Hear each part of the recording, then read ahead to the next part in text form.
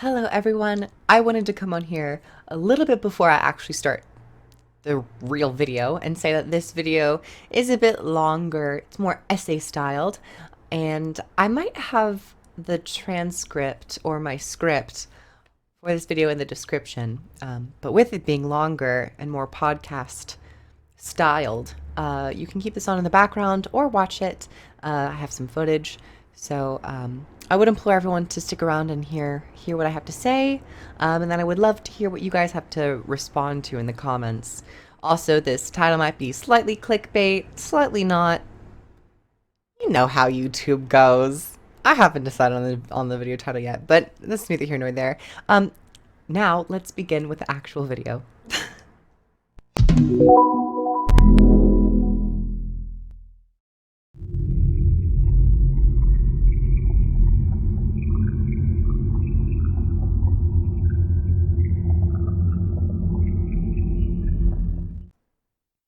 Hello everyone, and welcome to this very specific video, which is a targeted discussion on the Mastery system for Guild Wars 2.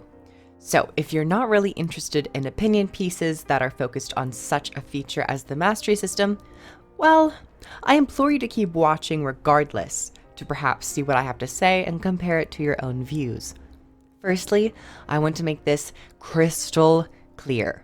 This video is majoritively a review and a critique of the current Mastery system, but in no way am I discrediting the efforts, imagination, nor qualifications of developers who worked on the Mastery system and have implemented such masteries.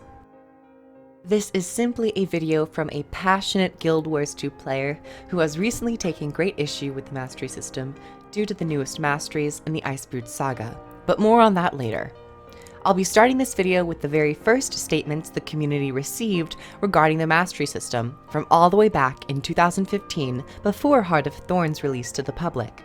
Then, I'll be going over how the Masteries were actually implemented in the final product of Heart of Thorns, and then proceed with the Masteries that followed.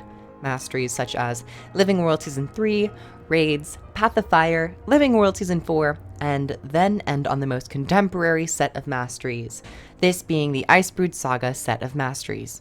So, with this established, let's get started.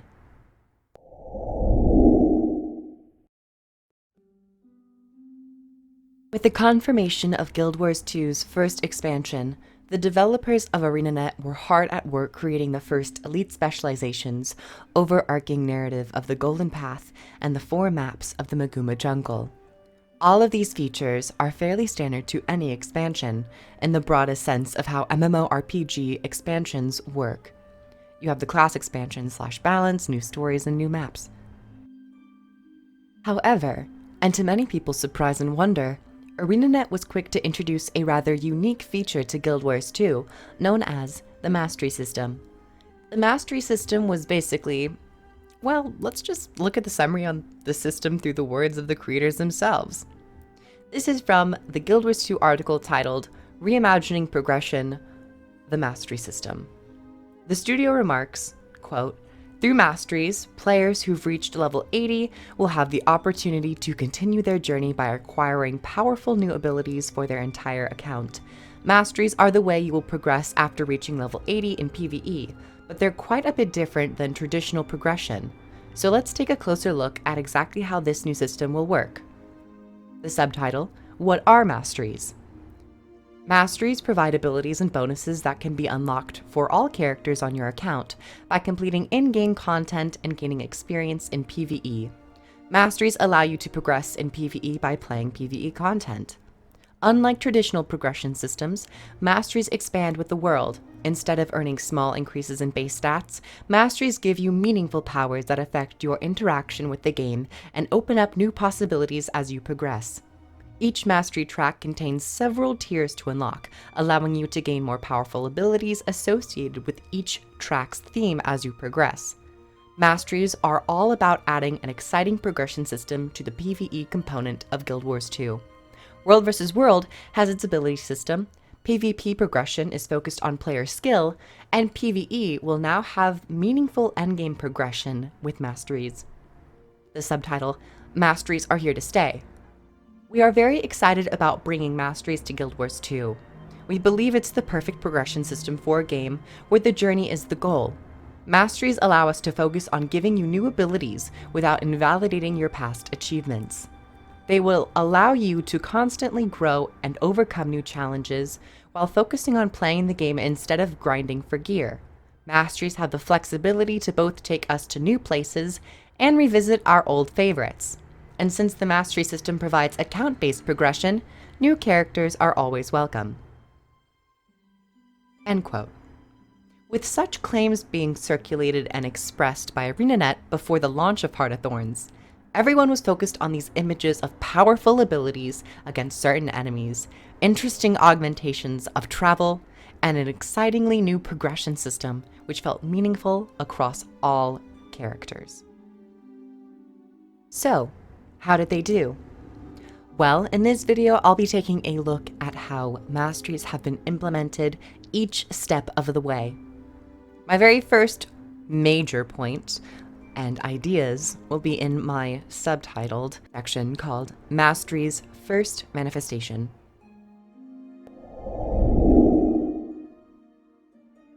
Before I progress to the launch of the Mastery system, I would like to make clear, systems will always change during development, and internal testing may show that intended implementation of cool effects may not be suitable or possible for the live game.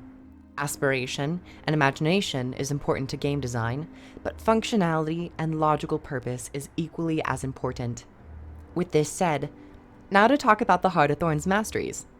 Heart of Thorns launched with two major categories of Masteries, these being aptly titled Central Tyria and Heart of Thorns. Firstly, I'll be giving my assessment to Central Tyria and its subsets, starting with the Pact Commander Mastery. A general overview, this Mastery set allowed players to use a mentor tag, increase XP gain from crafting, access new merchants across Tyria, revive players faster, and auto-collect loot without needing to interact with dead enemies. In all, this subset does not offer, quote, powerful abilities, end quote, that seem to be advertised. But in a way, they are fairly useful and arguably powerful. Predominantly the auto-collect of the loot, a slight increase to res speed, and the ability to lead groups of people with a mentor tag. Next in the subset is the Legendary Crafting Mastery, which simply allowed you to progress in the crafting of legendary weapons. In all, this system seemed really promising, but they decided to not continue making achievement quest lines for legendary weapons, which is a damn shame. Additionally, they did not even add another mastery tier to craft Path of Fire legendary weapons, which would have been so much more interesting. And in all honesty, a stellar expansion feature to have more fleshed out legendary rewards with Path of Fire. Well, to not jump to that expansion just yet, let's move on to the next subset, which was Fractal Attunement. So, Fractal Attunement. Fractal Attunement is a really quite a nice overall mastery set in my opinion. It grants some more rewards and dailies for Fractal players, and also allows players to engage with a passive buff that will save your life once. In all, Fractals already have a lot of requirements in terms of agony resistance and necessity for ascended gear, so I do not think this mastery needs to be fleshed out or changed in many ways. In all, the Central Tyria mastery line is quite a decent implementation with systems that are impactful to this day, especially with great quality of life features. I do think that it would be nice to see some more masteries put into this line as well. Maybe something about core dungeon rewards / vendors. Perhaps even replace the Fractal Attunement with Dungeon Attunement, with an ability to activate a hard mode challenge while in dungeons. Now, to shift over to the next major set, the arguably more impactful and interesting set, Heart of Thorns. Heart of Thorns holds various subsets of masteries. These include some of the most influential tracks in the game: Gliding, Itzel, Exalted, and New Hawk lore, Raiding, and Ancient Magics. First, I'll touch on the most impactful and fulfilling mastery that was touted as the poster child for Guild Wars 2 Masteries, even before they launched. This being gliding. Gliding was the most fulfilling use of the Masteries, as it directly influenced the way players navigate and view the Maguma jungle, and would eventually view Corteria and the rest of the zones to be added in the future. Gliding allowed players to glide once off the ground to access new places and save themselves from certain death. Further masteries augmented gliding specifically, increasing speed, resources, and allowed players to glide on ley lines to access distinct locations, which players would otherwise be unable to reach. Gliding has been one of the most fulfilling additions to Guild Wars 2, as it directly targeted players' way they move in the game, adding a new flavor to something that players were used to since the game launch. Now, for all the lore masteries. Honestly, I'm not going to be going into detail about every one of these masteries, as they all share similarities and common effects. However, key features I would like to highlight in order to say that I believe these are fair masteries overall are bouncing, speed, and adrenaline mushrooms, Itzel poison lore, New Hawk wallows, New Hawk stealth detection, and New Hawk alchemy. The vendor masteries are fair as well, and I don't really have much to complain about honestly. Firstly, the mushrooms. The mushrooms were potent aspects of the Maguma jungle for the bouncing effect, and also the effect of the adrenaline mushrooms to cool down all abilities, and a speed mushroom that would increase the actual cast time of abilities. When these mushrooms were spotted, a feeling of excitement grew slightly, be it for getting to a cliffside for escape or travel, or enhancing your combat experience.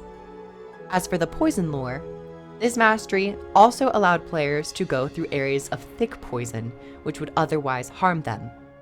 I do think that this was cool, but I also think that they didn't take this aspect far enough to lead to multiple secret places. And I might also repeat this idea multiple times throughout this discussion, so keep this idea of not taking it far enough in mind. The New Hawk wallows follow in the footsteps of the gliding and mushroom discussion point in terms of access to new areas and affecting travel. Now, for the rest of the New Hawk masteries, the stealth mastery is cool. However, in this case, I feel that it is far too accessible, to the point where revealing stealthed enemies is no longer an aspect of combat in the jungle. If this only applied to, say, a couple bosses, or goes onto a larger cooldown after you see stealthed enemies, then this wouldn't completely kill the draw to reveal enemies, as you now already know where all the stealth enemies in the jungle are, and there are quite a few stealthed enemies. Finally, the New Hawk alchemy is also a fairly nice mastery, but completely destroys any sense of fear while fighting the chalk, which applies to the goop. If this had a longer cooldown, it would give a player an advantage, but still would require them to be interested in the battle mechanics of fighting chalk. Next, I'll be touching on the ancient magics before the raid, as I have more prominent feelings and interests in the raid category for the masteries. Now, to target the ancient magics. I found these to be fair masteries, neither extremely awesome nor extremely meaningless. I like that they have kept the weapons and combat effects to certain maps and limited ways of access to them. Once again, keep this concept in mind when we get to the, say, Icebrood Saga masteries. Even in the instance of adding a new downstate skill permanently, it was well done, as it affects a very niche area of combat, and one that varies from class to class, and combat scenarios, of how many enemies are you facing, are they using condition damage, so on and so forth. Now, for the raid mastery track. In all, I find that their decision to not continue this mastery line as being quite disappointing. The raid mastery would have been fantastic if it was not just a subcategory of mastery, but its own major category, with subcategories of the different raid wings. which could also tie into how raiders interact with bosses and their effects, or even how they start the legendary collections, which are started from completing certain raids. But then again, this could have been tied to the central Tyria mastery of crafting.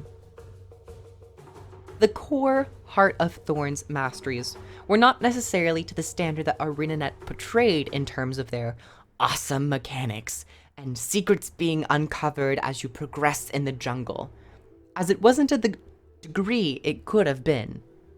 However, the masteries were also very gripping, as they required so much XP and so many mastery points, which kept at least myself entertained.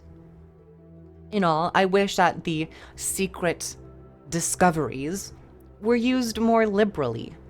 In all honesty, there are only certain areas which truly grant you a larger area to play in because you have a mastery. But, once again, in all, I still had a decent time playing in Heart of Thorns.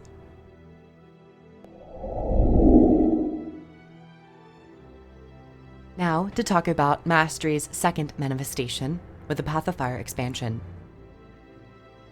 With Guild Wars 2's second expansion, Path of Fire, ArenaNet decided to focus in on one style of mastery, and one that focuses on navigation and movement: mounts. These mounts included raptors, springers, jackals, skimmers, and the hidden griffins, and were later expanded on to include the roller beetles, warclaws, and skyscales. One mastery line to not grant a mount was dedicated to giving these mounts extra abilities to help the mount and the rider. Overall, the mount system ArenaNet implemented was fantastic and has been praised by many MMO players as being one of the more imaginative viewpoints of mounts. And I must bluntly state that yes, I agree. But I have since grown to have major issues with a specific aspect of the mounts, this being their engage skills. During the reveal of this new mastery type, the developers described mounts as not being important, or rather not focused on combat. Are not really intended to be a combat tool, they're more of a movement tool, but all of the mounts have a single skill that they can use to engage you into combat. The Raptor's engage skill is this tail spin. It can like pull enemies together, so it's really good for starting off big fights. So, with this statement briefly touched on, one would expect the mounts to not have a major impact on combat. And for a time, I must say that I had forgotten about this goal of mounts. However, I've noticed this is not the case for mounts. Mounts have some of the most vital and impactful influences on combat and how quickly fights finish. One of the most heinous perpetrators of this design is the very first mount given to players, this being the Raptor. Not only does this mount's engage ability cover a large area and deal a decent chunk of damage, but it also pulls 10 enemies into a single point, leaving them vulnerable. And additionally, has its final mastery tier grant so much more damage to all mount engage skills. And I must admit, when I was first writing this, I thought it only pulled 5 targets. But no, they affect 10! So just blatantly, how does a design go from mounts are not combat focused to having a mastery line and mount designed around dealing such massive amounts of damage and CC that anyone with a mount can pull off and requires little skill to use? Of course, this is more a rhetorical question, but honestly, if anyone wants to answer, go right ahead. I must admit that I could forgive the insanely high amount of damage the Raptor and other mounts deal out if it were not for the engage skills also affecting 10 enemies with a CC such as a pull. This entire design destroys any and all difficulty one may face in the open world, as it leaves them all vulnerable to be quickly cleaved and AoE'd down, while having roughly 30% of their health being stolen from them every single fight. Pulls in Guild Wars 2 are already insanely strong, and I wish they would be taken a look at. And I believe that they should be, corrected.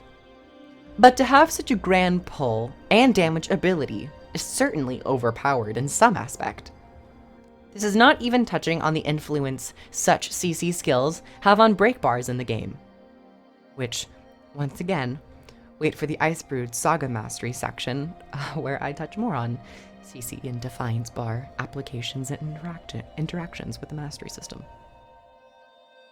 The second and third mount, which is the most egregious to the balance of PvE as a whole, would be the base Springer and Jackal. These two mounts may not be as inflammatory to the open world experience as the Raptor might be, in my opinion, but they have their issues as well. The main issue is with the amount of targets these skill affect. The 10 target cap. In such cases of abilities affecting 10 targets, there is no room for skill or strategy, as one is fairly guaranteed to affect all the targets they wish.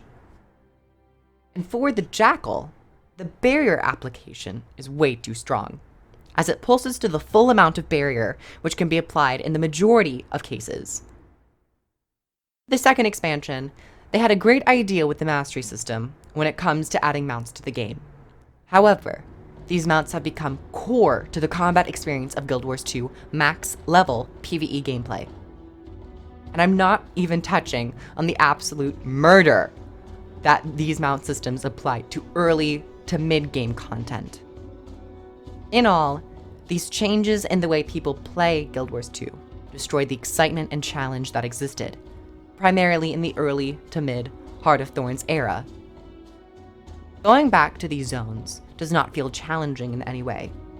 And not just because I'm a veteran, though I do admit that this might have some influence on my opinion, but mostly because I know I can round up all these previously challenging mobs and burn them all in a tight little ball.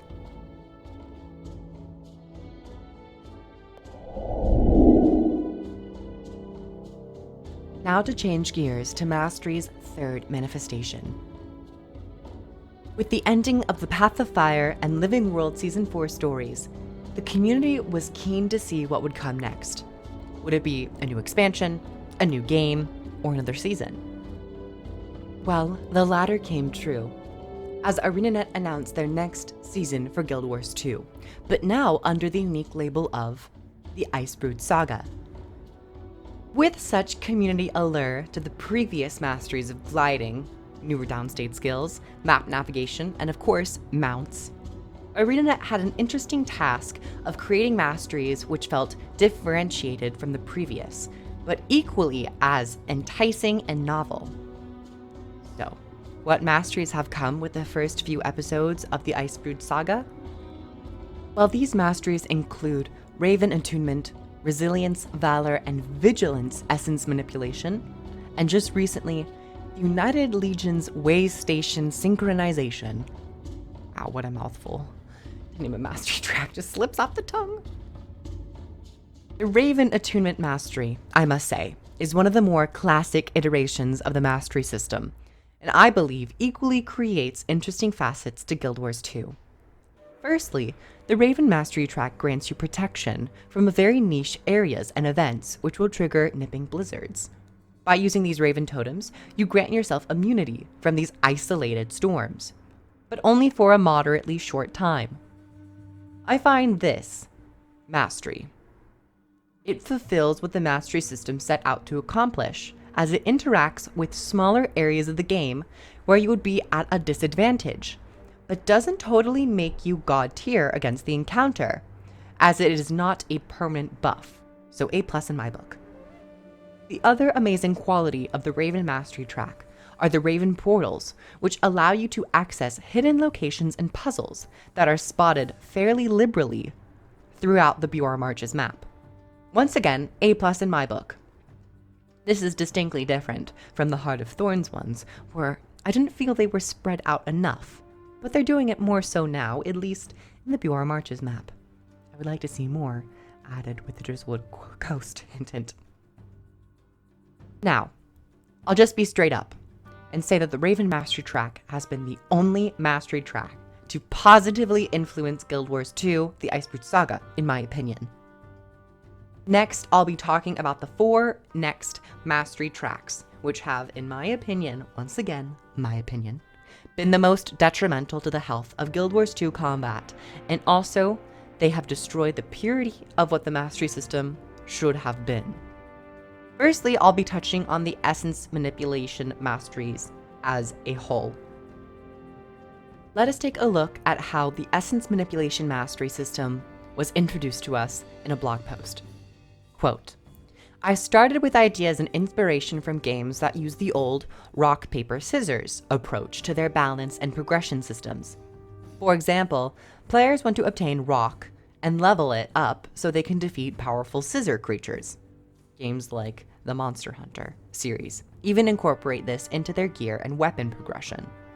Our goal was to make this type of system, in which the game mechanics are heavily interconnected, an important part of Whisper in the Dark, the very first episode to launch in Icebrood Saga.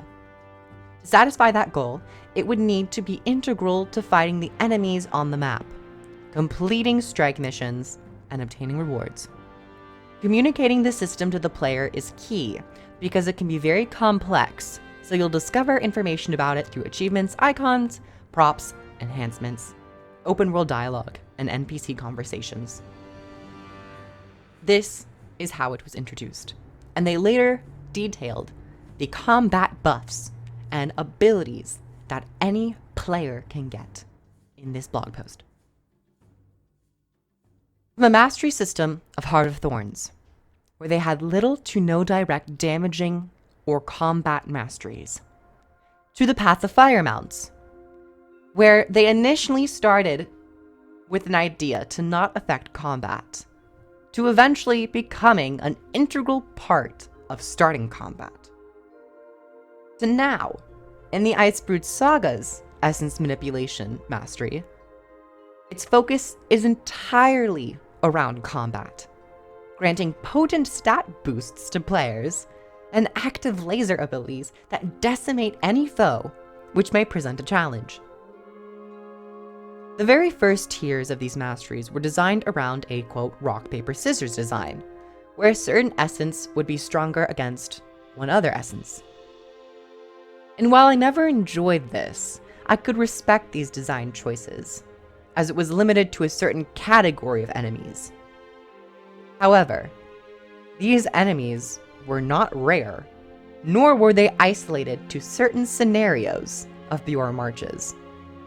Every enemy in Bjorn Marches, for the most part, and now Drizzlewood Coast, interact with the combat-focused essence manipulation system.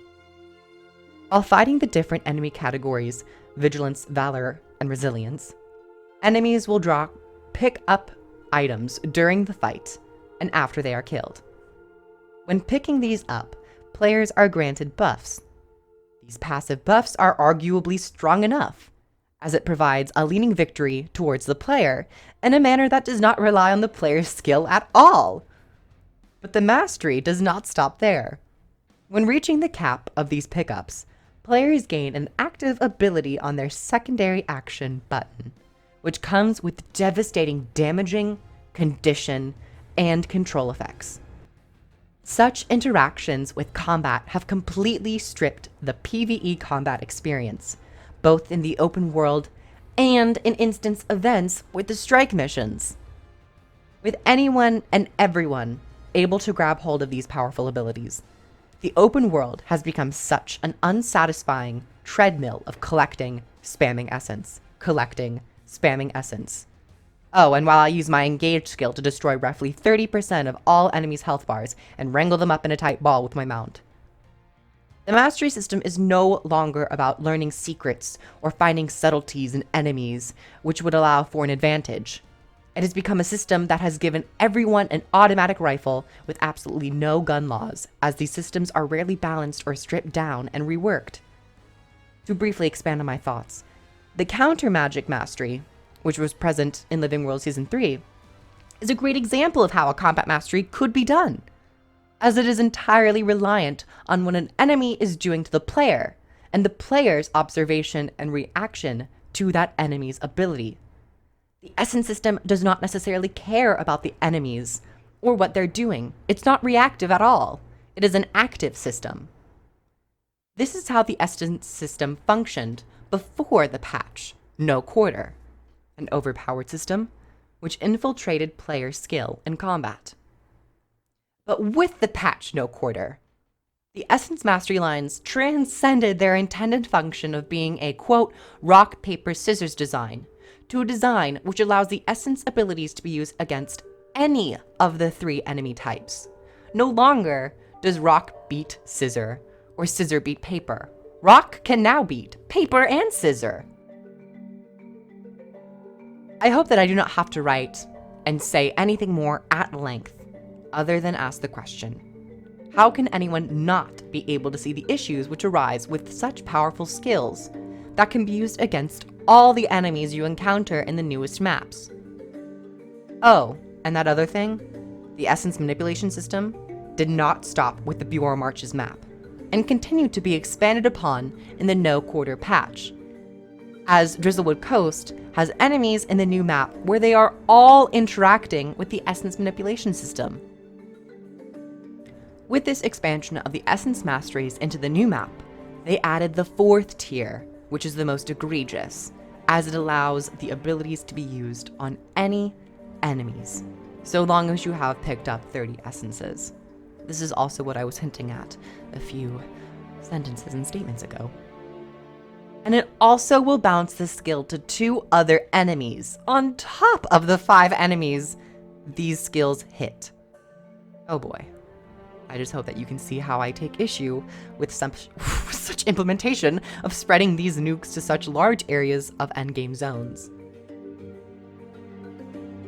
The other feature of the Essence system, which I find to be a plague on Guild Wars 2 combat, aside from any aforementioned discussion points of damage and accessibility, is the impact these skills have on CC/Defiance bars.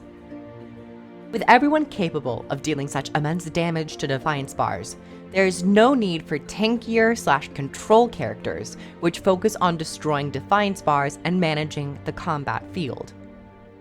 And this mentality has been injected into the endgame strike missions as well, an area which is supposed to teach new players the fundamentals of raiding, but instead makes the encounters such a cakewalk with the Essence abilities, both in terms of the damage they apply and the control effects that they just nuke. I was just in a strike mission today, and someone blatantly just said, spam the Essence button when it comes up. How is that engaging? How is that teaching new players to be better?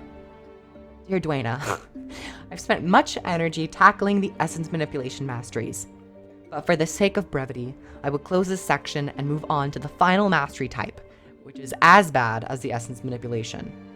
This being the United Legion Way Station Synchronization Mastery Track.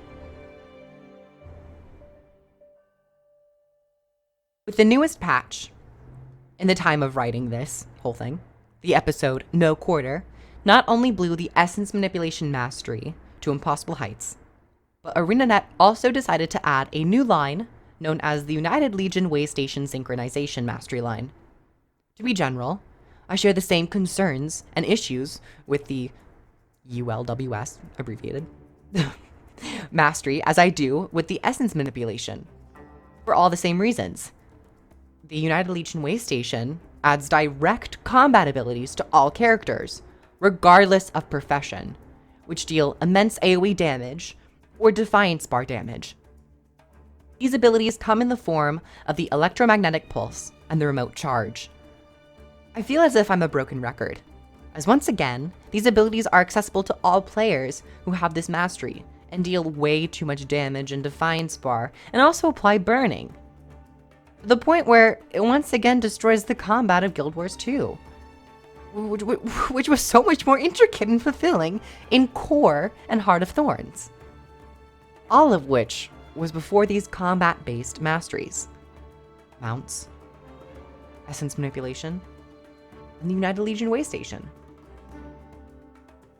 These abilities would have been roughly more palatable if they were distinct and limited to Drizzlewood Coast, and did not utilize the Essence manipulation mastery either, but this is not the case. The third tier of this mastery allows a player to deploy a way station at any location, from all the maps of Core to the newest maps of Icebrood Saga. With this simple mastery, the combat and experience of Guild Wars 2, which we all fell in love with in the first place, will forever be different, much like the mount and gauge skills. However, this time, it compounds the degradation of Guild Wars 2's experience, as it is now the incredibly powerful mount and gauge skills, and the powerful United Legion way station abilities, acting all at the same time, disregarding if you can use your essence manipulation skills as well. Hell, the developers might even continue to implement the essence manipulation mastery into all of the maps yet to come in the Icebrood Saga, and may even add a 5th tier that just transforms the essence abilities into a 12,000 unit AoE ability that instantly kills 30 enemies in the area.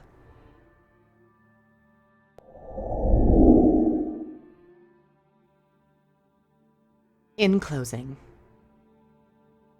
all in all, this examination and critique of the mastery system is in an effort to identify effective masteries, while also pinpointing masteries which muddy the waters of Guild Wars 2's combat and difficulty. Heart of Thorns had fairly decent masteries. Path of Fire had incredible mount implementation, but with some questionable combat effects. And the Icebrood Saga, well, is directly infiltrating the way players kill enemies for years to come. It is my belief that with the two distinct game features of masteries and elite specializations, which were both introduced at the same time, these two areas should be as separate as possible. But right now, masteries are beginning to implement skills and spells which should be the place of elite specializations. I think it would have been absolutely amazing if, rather than use the essence and waystation masteries to affect combat, they implemented a new base skill for each of the professions, prominently the missing skills in each of the profession utility categories, these being such as consecrations for guardians or a signet elite for elementalist.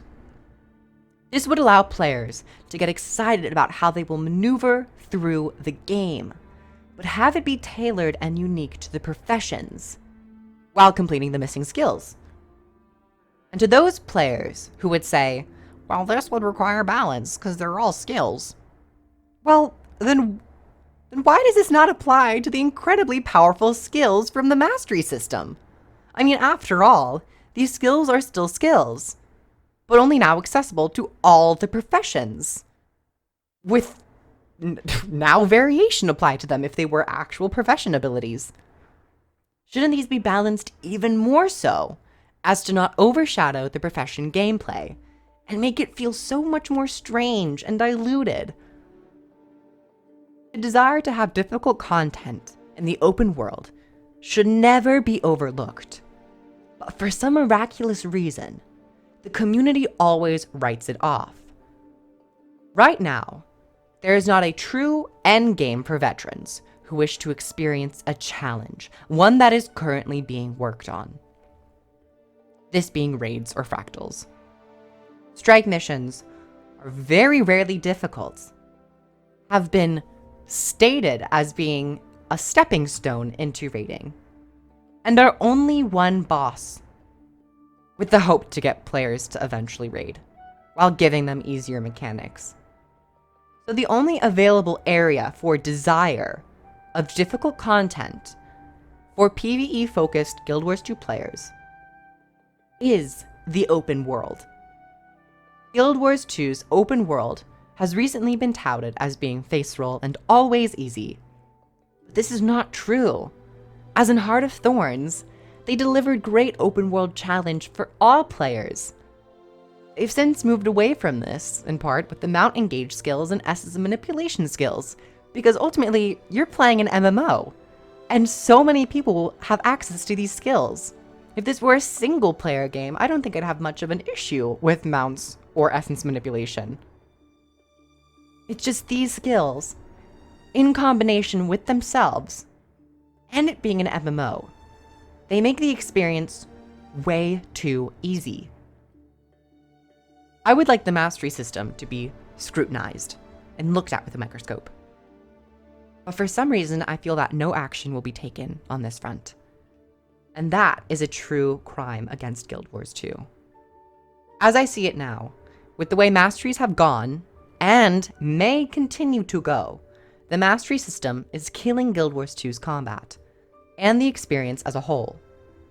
Put more power in the professions, and add nuanced skills that rely on the player's ability, skill, and understanding of the game.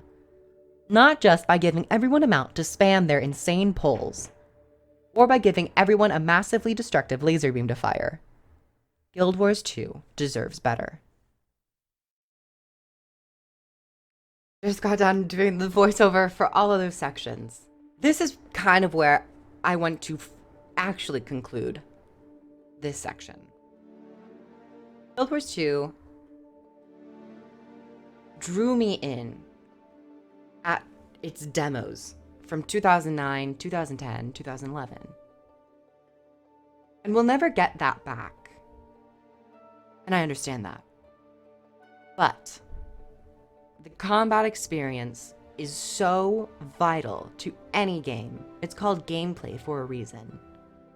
And I just think that the mastery system should be directly different to combat.